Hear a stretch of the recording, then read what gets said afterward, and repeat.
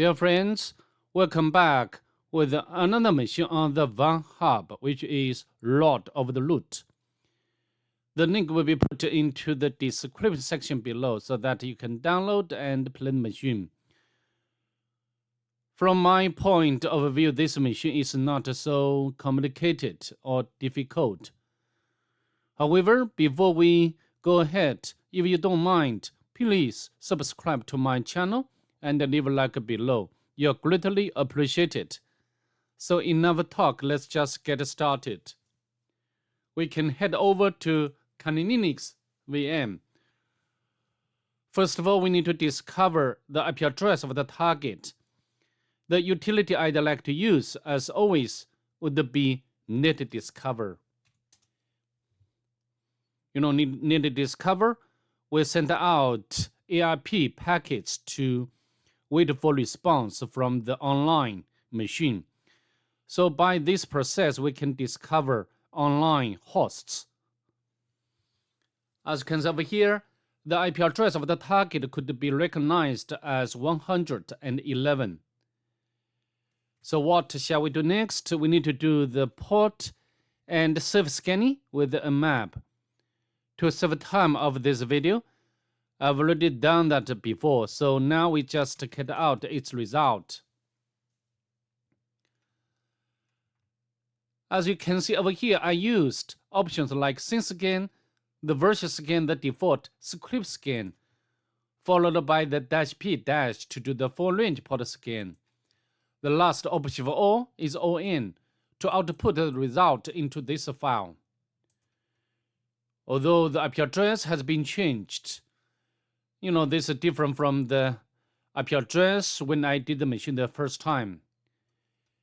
But this doesn't matter. I think you can understand this very well.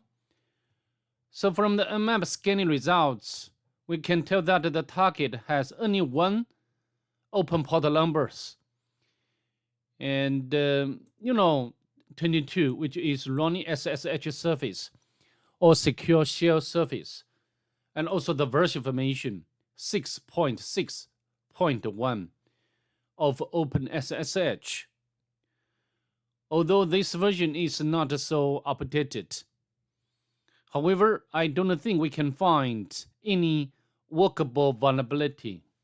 For example, we can use such a sprite to see whether this particular version of OpenSSH is vulnerable or not.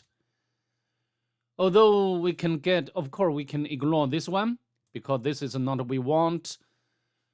SFTP and the user privilege separation disabled.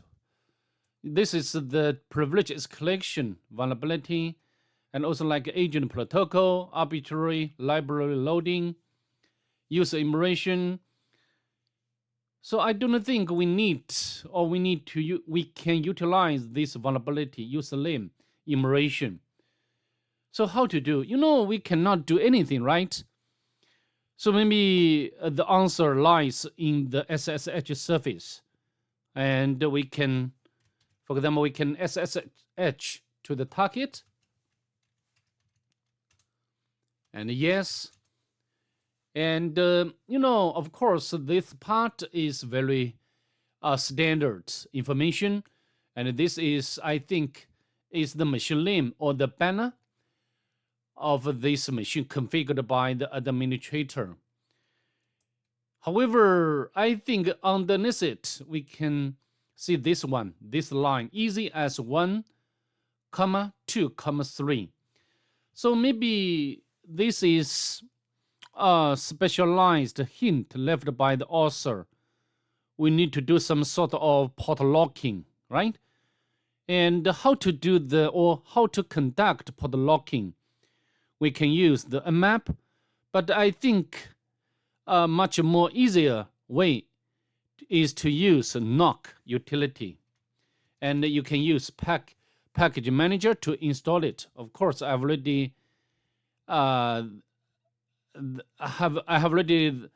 installed it, this utility.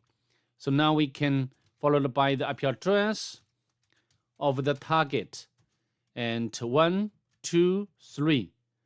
No comma between port number. Just we can just use port as space. Okay, let's press enter. Yeah, no error.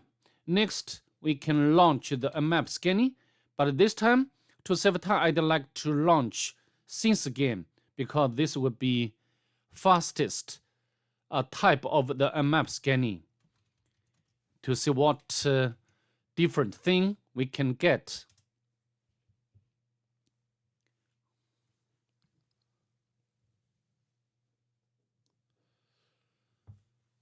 So to some extent, this machine is typically CTF-like machine.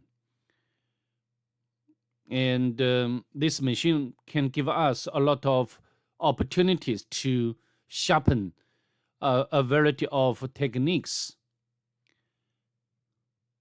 So I just want to mention over and over again, as cybersecurity professionals, we need to make practice as many as possible, because I think this would be the most efficient way to improve ourselves. We just cannot simply read books of cybersecurity. So by playing CTF-like machines, we can learn maybe something new, or maybe just get more familiarity with specific types of techniques.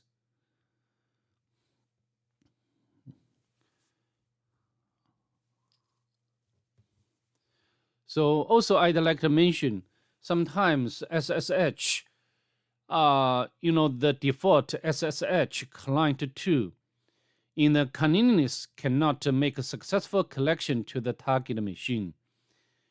Although you can change to another machine with a different version of Caninius, but maybe better way is to use Metasploit, and Metasploit has corresponding module which provide similar functions of the SSH client. Okay, it's done. And as you can see, now we got another port number, or another open port number, 1337, and we can launch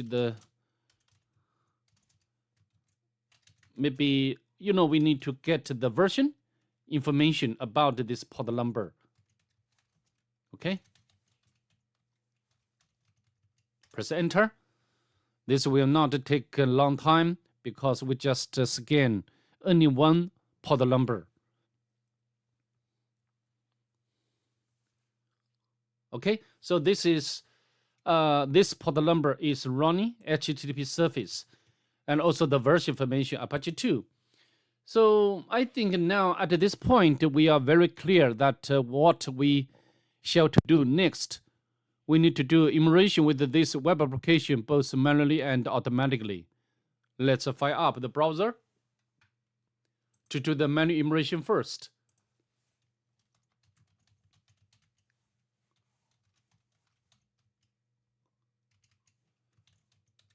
Press enter, and we got a bit interesting. So I will do it. I will take the ring into model.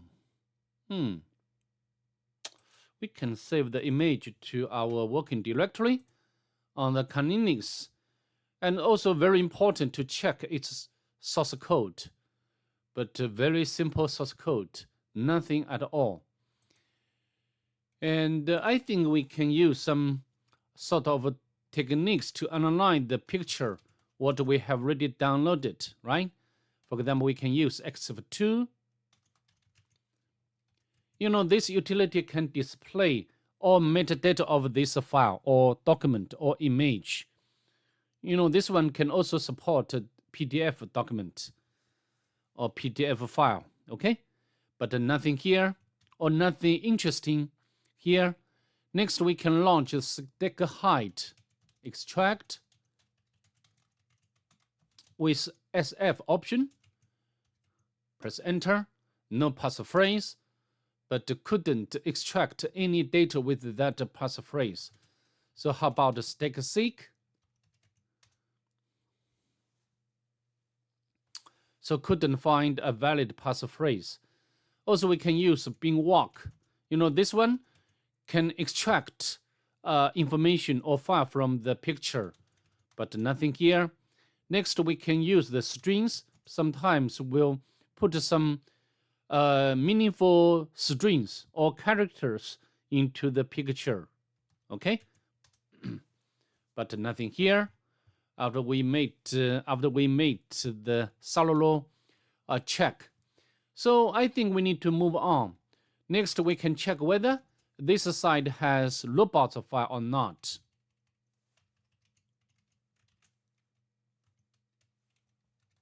Press enter, and we got something back, and there is image tag, and I think we can download this picture, and also underneath it we can see there is encoded message we can copy, and we can decode this image, this stream, and closer. So it's not finished yet. We can decode it again.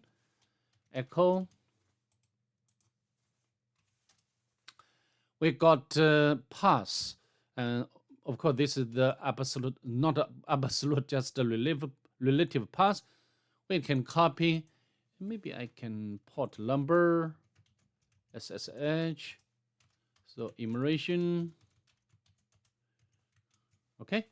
So now I think we need to do two things. The first one, we need to access this picture. This would be another picture, and we can copy. Sorry, we can put the IP address. Press enter. And Sam, we can't go this way. The black gate is too mainstream. We can download.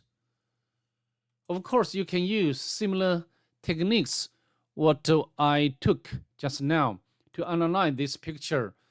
But I can tell you, nothing can be found from this, or nothing hidden in the picture. To save the time of this video, I will not go through this process again. Okay, so I think next we need to, of course, also we can launch the Nikto to do the automatic immersion, right?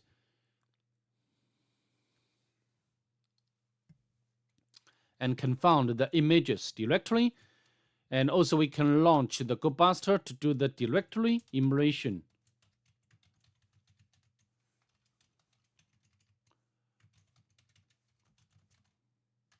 Share directory extension option.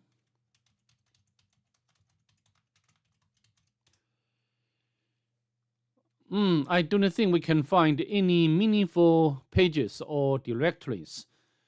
So I'd like to pause this GoBuster. So now I think we need to access this discovered page or file by the browser. We can put it over here. Okay, press enter. And welcome to the gates of a model. So I think, just now we have already seen this information in the picture. So maybe that picture serves some kind of hint to some extent, right? So next, I think we need to bypass this authentication. We can use the admin as a username and admin as a password as well, login. But we got the error, username or password is invalid. So next we can try to use login bypass technique and click login, but we still get the same error. Also, we can check its source code, but nothing at all. So next, I think we can, we can try to use SQL map to test whether this form, this is the user login form, is vulnerable to SQL injection, right? So how to do? Yeah, I always use this way. I will combine Bubble Suite and SQL Map together. So this I think would be, uh, from my point of view, is the most effective way. So how to do? Let me show you in action. We can turn the proxy to Bubble Suite, and then we can launch Bubble Suite. Next,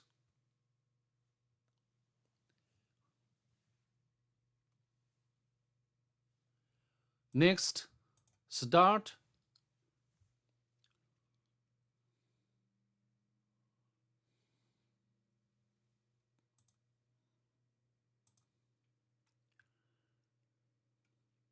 All right, we set the intercept option on, and then we can uh, trigger a new request, admin password login, and we can save this request to file, and we can use any file name like rec. Next, we can launch the SQL map with option for R, which stands for request, and the level to set to 3. Press enter.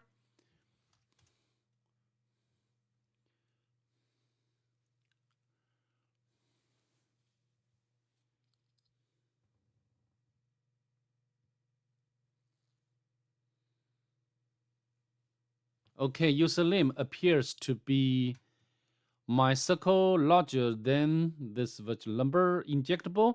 Do you want to skip test payloads? Yes. Yes. Follow. Yes.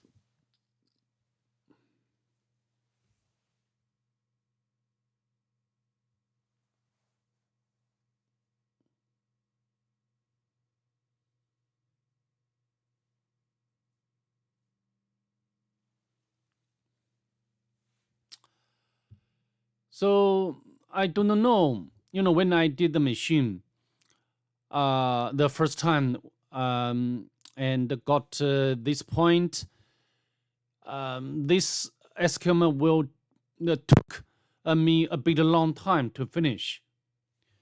So maybe now I'd like to pause the video. When it's done, I will come back. See you there. Okay. Oh, now this time it's much quicker. I don't know why. When I run the SQL map, and it took me maybe 10 minutes or 30 minutes to finish this process.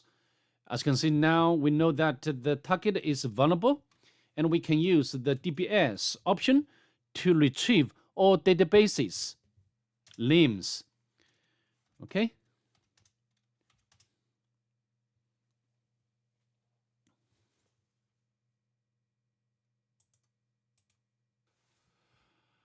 After a long time, SQL Map has retrieved database information, the 4 databases. Maybe in the future, maybe tomorrow, I will try to use other ways to speed up this process. But anyway, we have already retrieved databases names. And the last one is what we want to retrieve further information. So how to do? We can use the uppercase D to specify the database name and tables. Yes, yes, yes. We need to know how many tables in this database.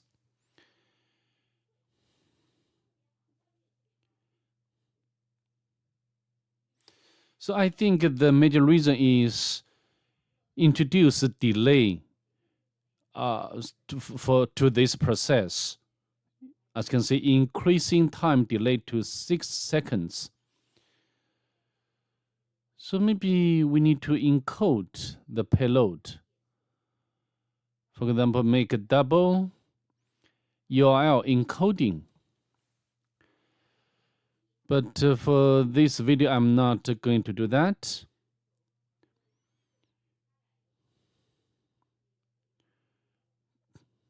We need to see whether we can retrieve tables information of this database. If we can, I think we can dump the table which contains sensitive information such as credentials information.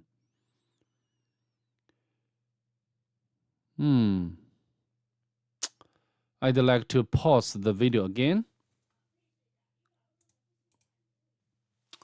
As you see from here, after some minutes, we found one table in this database web app. And next, I think we can dump this data, this table.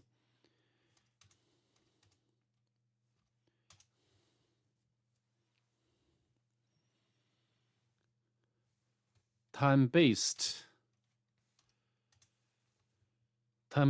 comparison requires larger statistical model. Please wait. Maybe I have to wait another period of time. So see you there. Ultimately, we got back the table of users in the database web app. And as you can see, we can get the username and password. Of course, we can use these credentials to log into the web application, but maybe it deserves our choice to use these credentials to SSH to the target, right?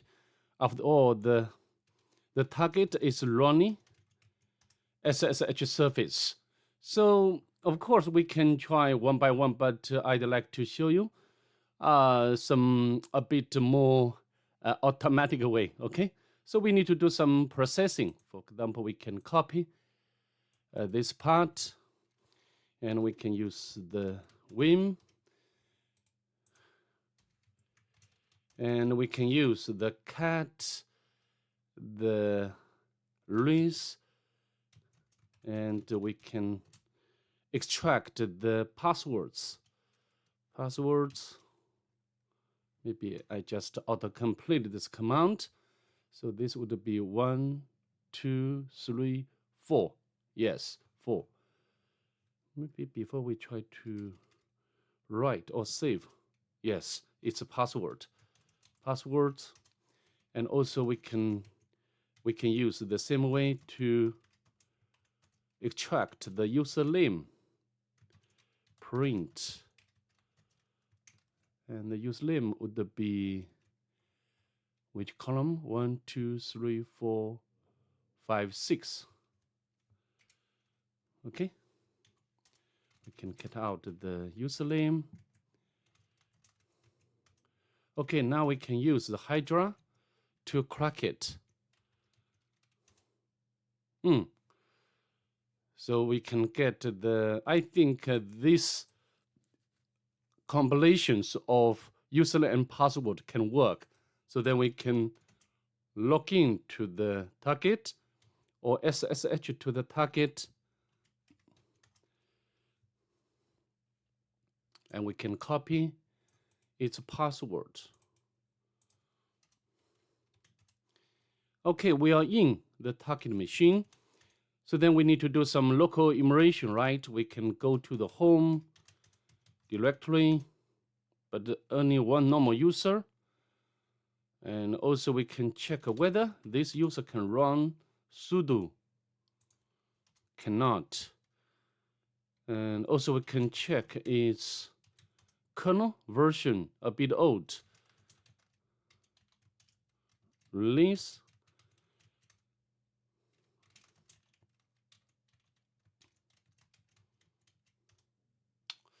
So the Ubuntu 14.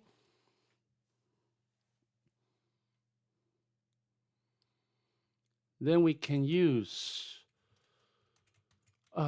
such a Sprite, Ubuntu.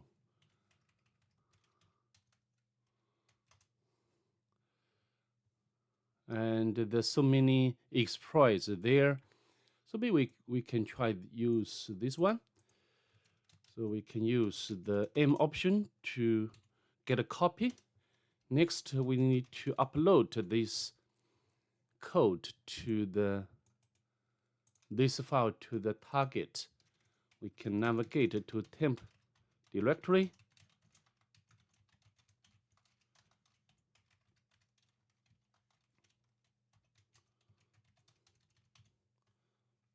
Paste in here. And we do not need okay. Exploit.